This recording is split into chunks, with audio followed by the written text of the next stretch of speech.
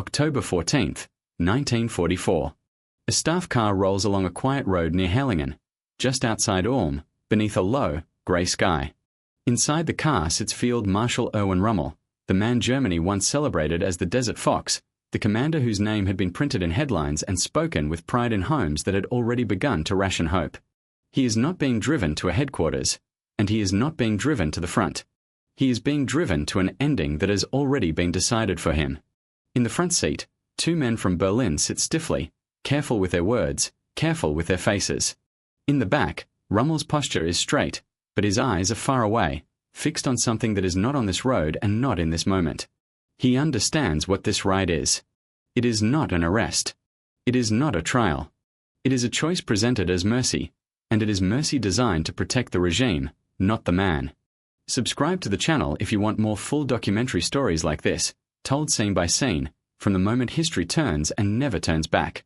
To understand why a national hero could be escorted toward his own death by agents of the state he served, you have to rewind months, then years, and strip away the legend until you reach the man underneath. Rommel did not come from old aristocratic Prussian blood. He came from Württemberg, from a middle-class world that produced engineers, teachers, officers who rose by performance rather than pedigree. He learned early that order and discipline could lift a man, and he learned early that war could turn an unknown name into a symbol. In the First World War, he fought with a kind of aggressive precision that impressed superiors, and he carried that experience forward into the Reichswehr years when Germany was bruised, humiliated, and hungry for restoration. Like many officers, he wanted Germany strong again. Like many officers, he did not start as a political man. But in the Germany of the 1930s, politics was not optional. It seeped into uniforms, budgets, promotions, and the very language of loyalty. When Adolf Hitler rose, Rommel, like a great number of professional soldiers, saw a leader who promised rearmament, unity, and the end of humiliation. Rommel also saw something else, something more immediate and practical. A regime willing to reward visible competence. He moved in circles where proximity to the Freer could decide careers. He commanded Hitler's escort battalion during key moments. He watched how Hitler reacted to confidence, how he fed uncertainty, how he loved directness and disliked hesitation. Rommel was not the cynical courtier type, but he was ambitious, and he was keenly aware that the new Germany was built on propaganda as much as steel. When war came, Rommel's opportunities arrived quickly. His early wartime fame was not born in the desert. It began in 1940, in the campaign against France. Rommel commanded the 7th Panzer Division, and its speed became legend. The division appeared where the French did not expect it. It moved so fast that observers called it the Ghost Division.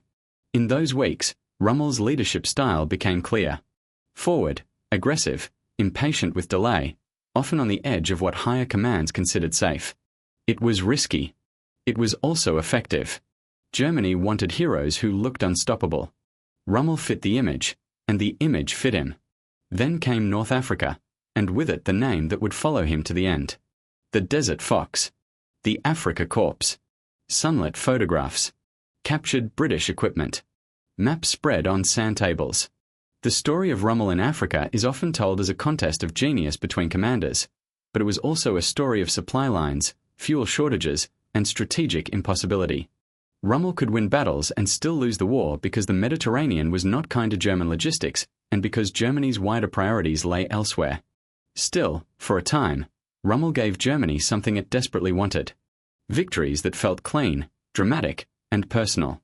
A commander at the front, a leader who shared danger, a man who could be marketed. This fame made him powerful in a strange way. He was not a politician. He was not a party man.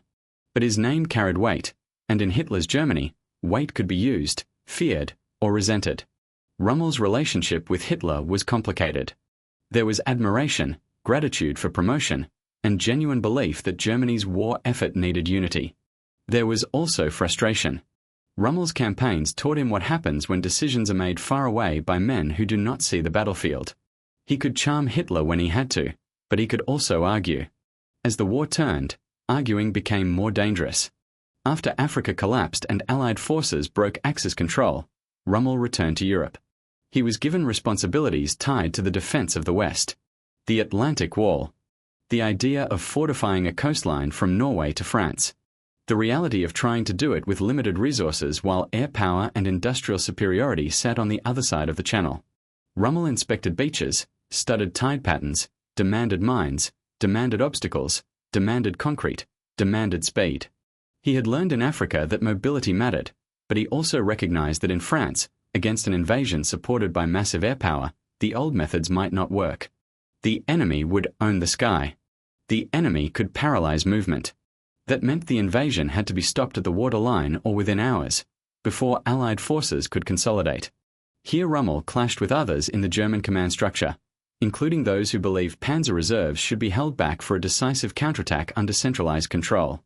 It was not a small disagreement. It was a question of strategy that could decide the war in the West. Rommel wanted authority to place armored units closer to the coast and to react fast. Others, including those closer to the older Prussian tradition, distrusted Rommel's approach and disliked his influence with Hitler. In the end, command arrangements were muddled. Decisions were delayed. Authority was divided. When D-Day came in June 1944, German reaction was slower than Rommel believed it could be, and slower than the situation demanded. Rommel was not even present at the moment the invasion began. He was away, partly due to the belief that bad weather had postponed the Allied assault, and partly due to personal obligations. When the landings came, he returned and confronted the reality. Overwhelming Allied material power, air dominance, and the steady building of a beachhead that German forces struggled to crush. He continued to push for decisive action, but each day made German defeat more certain. And as the military situation deteriorated, something else intensified. The internal crisis within Germany itself. By mid-1944, a faction inside the German officer corps had reached a conclusion that many had whispered for years but few dared to act on. Hitler was the central problem. Not just as a leader making bad decisions, but as a figure whose continued rule made any political settlement impossible. The Allies demanded unconditional surrender. Hitler promised total resistance. The war, in their view, was turning into national suicide. These officers and officials did not all share the same moral awakening. Some were driven by outrage at crimes. Some were driven by pragmatic fear of Soviet conquest. Some were driven by a sense of honor, believing Hitler had betrayed Germany's military traditions. What united them was the conviction that the regime had to be removed. The plot that culminated on July 20th, 1944, is often simplified into a single bomb in a briefcase. In reality, it was an ecosystem of conspirators, conversations, and half-formed plans that had grown over time. There were civilians and officers. There were men who wanted a new Germany rooted in law. There were men who wanted a conservative restoration. There were men who dreamed of negotiating with the West to avoid complete destruction. And there were men who believed the only way to succeed was to kill Hitler, because they had seen how easily he could twist events, how deeply his personal power penetrated the state, and how quickly loyalty returned to him after each crisis. Claus von Stauffenberg became the face of the plot because he carried the bomb and because he had the courage to try. But behind him stood others. General Ludwig Beck, who had resigned earlier in protest Karl Gordeler, the former mayor of Leipzig General Friedrich Olbricht, and others within the replacement army, and many more whose names were whispered in rooms with curtains drawn. They planned to use Operation Valkyrie, originally intended to mobilize forces in case of internal unrest, as a mechanism to seize control after Hitler's death. They would claim the SS was staging a coup, and they would order the army to secure key institutions. It was an audacious plan built on speed and confusion. It required Hitler dead. It required communications controlled. It required the bureaucracy to obey orders long enough for reality to be changed. Where did Rommel fit into this world? Not at the center. Not as an organizer. Not as a man planting bombs. Rommel was valuable for a different reason. He was a symbol. A field marshal with enormous prestige among soldiers and civilians. If a post-Hitler government needed legitimacy, Rommel's name could help.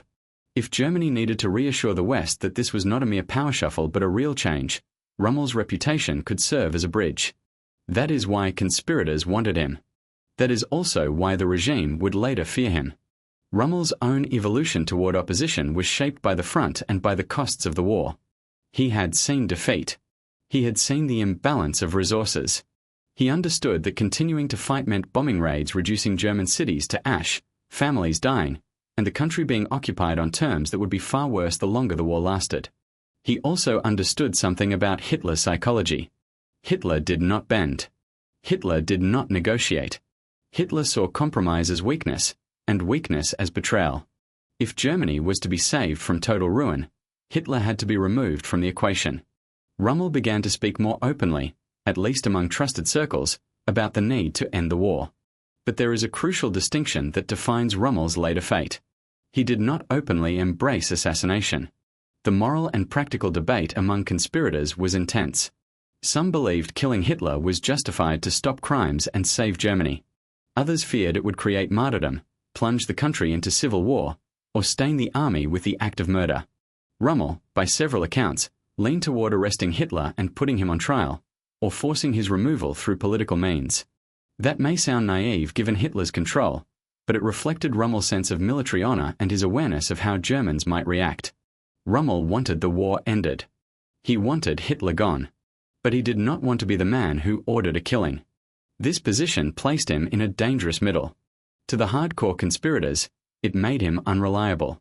To the regime, it did not matter.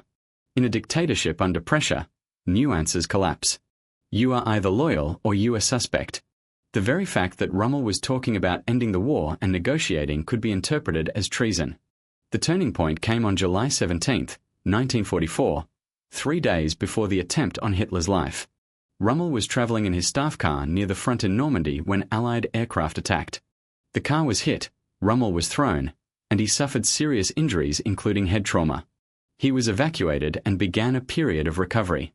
This mattered because it removed him physically from the chain of events on July 20th. When Stauffenberg's bomb detonated at the Wolf's Lair, Rommel was not there. He was not in Berlin. He was at home, injured, vulnerable, and about to be pulled into the consequences of a plot he did not execute. On July 20th, Stauffenberg placed the briefcase bomb and left. The bomb exploded, but the circumstances inside the conference hut and the movement of the briefcase meant Hitler survived. That single fact shattered the conspirators' plan. The next hours were chaos. Orders were sent, then rescinded.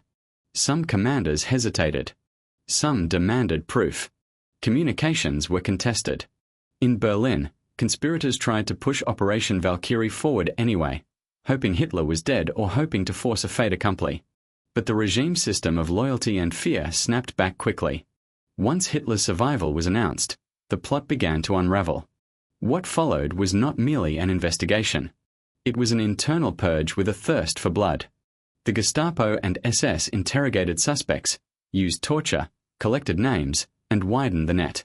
People were executed by shooting, hanging, and other brutal methods. The People's Court under Roland Freisler staged theatrical trials designed to humiliate and terrify. The regime wanted to show that betrayal would be crushed.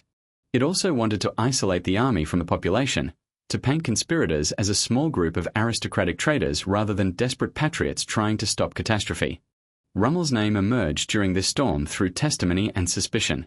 Some conspirators had spoken of him as someone who could support a new government. There were connections through officers in his circle, men like Hans Speidel, who was involved in discussions about the future and who later faced arrest. There were also broader rumors. In the climate after July 20th, being rumored to be sympathetic to negotiations was enough. The regime did not need a smoking gun. It needed a justification. Hitler's reaction to Rommel's suspected involvement was shaped by politics. Rommel was immensely popular. He was one of the few German commanders whose name carried mythic weight even among those who were tired of war. A public trial would expose the regime's weakness and would invite questions. Why would the Desert Fox betray the Frere unless something was deeply wrong? A trial could also turn Rommel into a rallying point for dissent inside the army. The regime wanted him removed quietly, without spectacle, while preserving the narrative of unity. So the plan formed. Offer Rommel a choice. This is the mechanism dictatorships often use when they want a clean execution without the mess of a public killing. Present death as an act of honor. Wrap coercion in the language of sacrifice. Protect the family, preserve the title, arrange a state funeral, and silence the man without forcing the public to watch him struggle. As Rommel recovered, pressure tightened. Visitors arrived. Conversations became coded. The atmosphere around his home thickened with surveillance. He was a man who had commanded armies, but now he lived in a house where each phone call could be monitored and each step outside could be watched. He understood what it meant when Berlin began to ask questions. He understood what it meant when people who once treated him as untouchable began to avoid his name. Finally, the emissaries arrived. On October 14th, they came with the ultimatum. The details vary in retellings, but the essence is consistent. Rommel was accused of involvement in the conspiracy. He could face a trial for treason, which would almost certainly end in execution, public disgrace, and danger to his family. Or he could take poison, die quickly, and in return the regime would protect his wife and son and preserve his reputation in public. There would be a funeral with honors. There would be an official story. The legend would be maintained. The regime would get what it wanted. Silence without scandal. Imagine what it means to hear that as a soldier. Not just a soldier, but a man who had spent his life inside the structure of duty. The idea of suicide was not romantic. It was not heroic. It was a blade held to the neck of his family.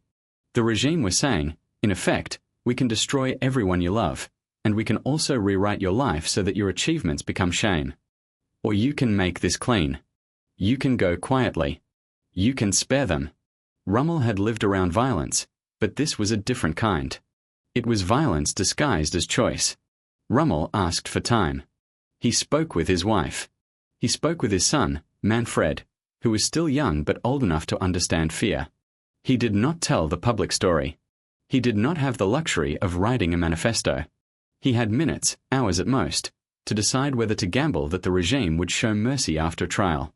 In Hitler's Germany, mercy was not a reliable currency. Rommel's decision was shaped by realism. He knew the system. He knew the People's Court.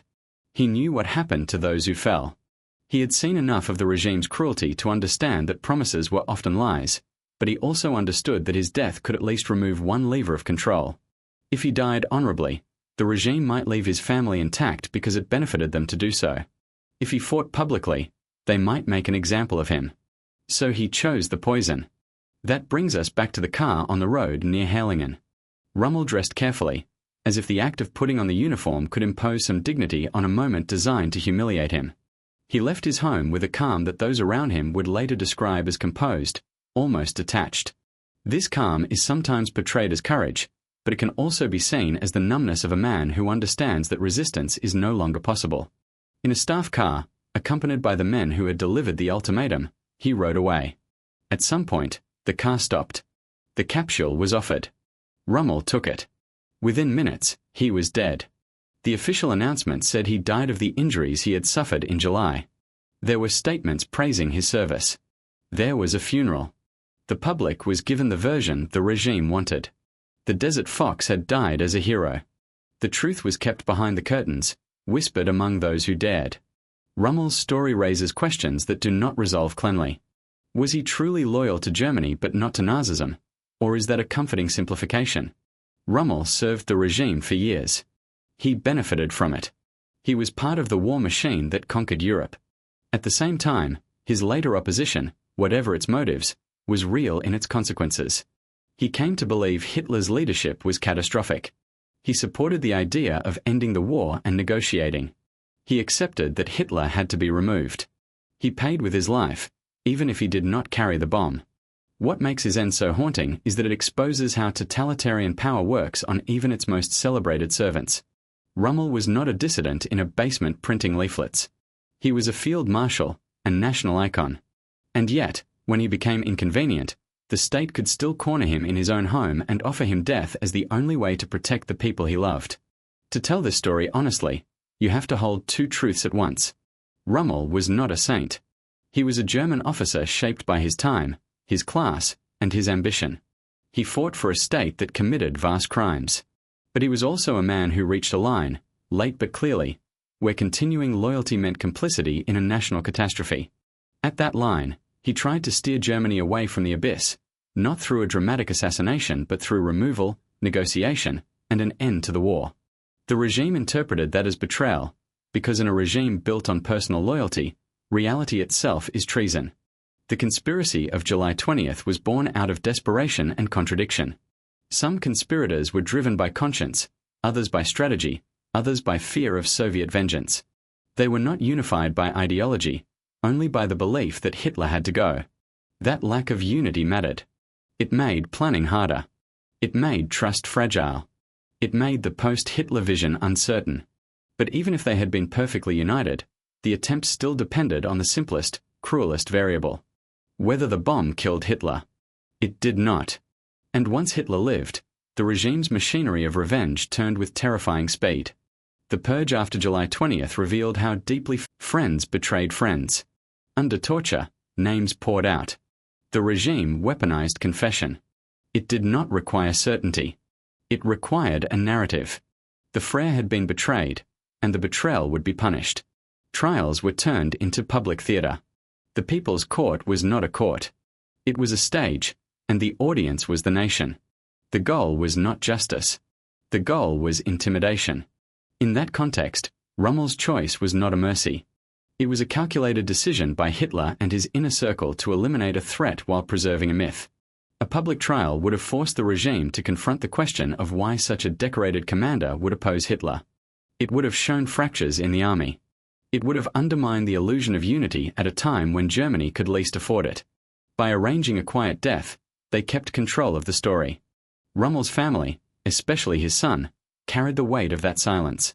Imagine being told, explicitly or implicitly, that your father died of wounds, while privately knowing he was forced into suicide by the state. Imagine attending ceremonies with men who knew the truth and smiled anyway. That is the psychological violence of dictatorship. It not only kills bodies, it forces survivors to live inside lies. Rommel's moral choice, then, is not just about whether he supported assassination. It is about what he chose to do when he realized the war was lost and the leadership was destructive. Did he act early enough? Probably not. Did he act in the clean, heroic way that movies prefer? No. His opposition was cautious, shaped by his sense of honor and his belief that Germany needed order. He leaned toward removal and negotiation rather than murder. And yet, the mere act of moving away from Hitler in 1944, when the regime demanded total loyalty, was enough to make him a target. There is also the question of what Rommel hoped negotiation could achieve. By mid-1944, the Allies had publicly committed to unconditional surrender. Negotiations were not likely to preserve the Reich or protect the military leadership from consequences. But from Rommel's perspective, any chance to end the war earlier could save German cities from devastation and could save soldiers from dying for lost cause. Even if surrender was inevitable, the timing mattered. Every month of fighting meant more dead, more ruins, and a harsher post-war reality. That is why Rommel's discussions with others about ending the war mattered so much. They were not just military opinions. They were political signals. And in Hitler's system, political signals from a famous field marshal were dangerous.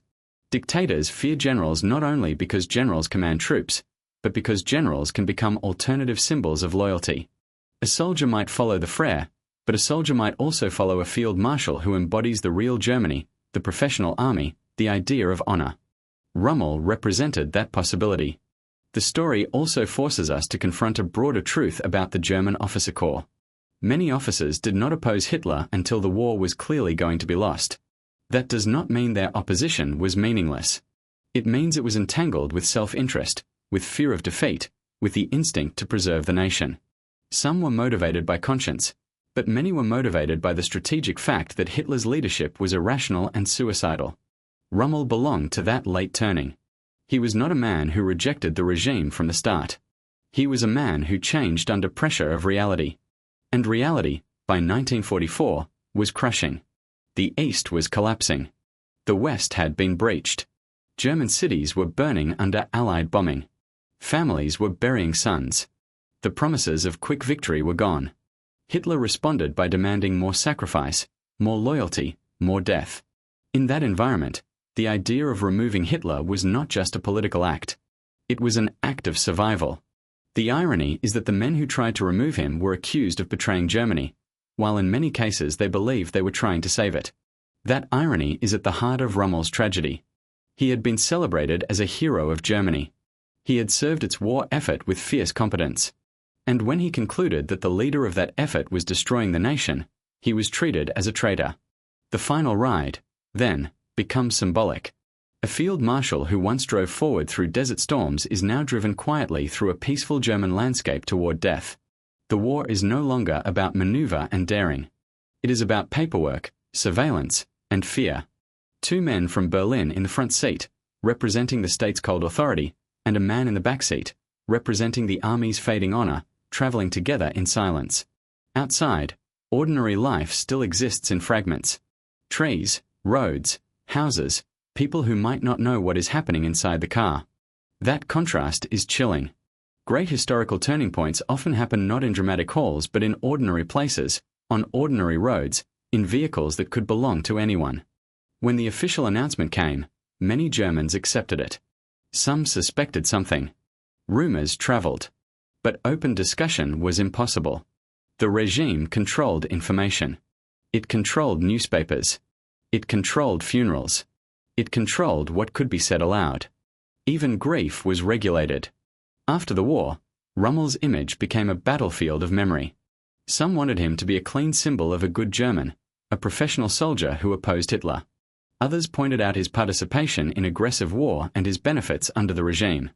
The truth sits in the uncomfortable space between. Rommel was not the architect of Nazi ideology, but he was an instrument of Nazi war. Rommel was not the leader of the July 20th plot, but he was close enough to its orbit that the regime decided to kill him. Rommel did not choose rebellion in a free society, he chose and that is what makes this story powerful for a documentary. It is not a simple tale of hero and villain. It is a story of a man caught between duty and reality, between loyalty and survival, between the honor code of an officer and the brutal logic of a regime that tolerated no deviation. It shows how a dictatorship can consume even its own legends. It shows how choice can be manufactured to look voluntary while being enforced by terror. And it shows how, in the end, a moral decision may not be measured by perfect purity, but by the moment a person decides that obedience is no longer possible, even if the alternative is death.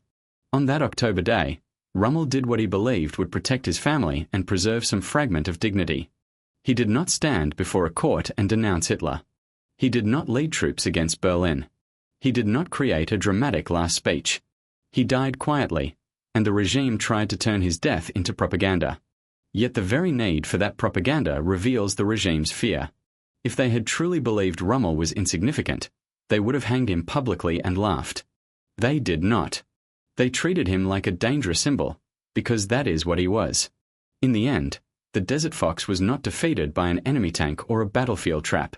He was defeated by the politics of a collapsing dictatorship, by suspicion, by the panic of a leader who could not tolerate the existence of a famous man who might represent another Germany. Rommel's death, forced and disguised, was a small window into the larger death spiral of the Third Reich, a system that, when threatened, did not merely destroy outsiders. It devoured its own commanders, its own institutions, and eventually itself. And if you listen closely to the silence inside that car, to the absence of speeches, to the simple fact of a capsule placed in a hand, you can hear the final admission the regime could never print in a newspaper. The Reich was not strong. It was afraid. Afraid of bombs, afraid of defeat, and afraid of its own heroes turning away. Because when a dictatorship is forced to kill a field marshal in secret, it is already losing more than a war. It is losing the story it tells about itself.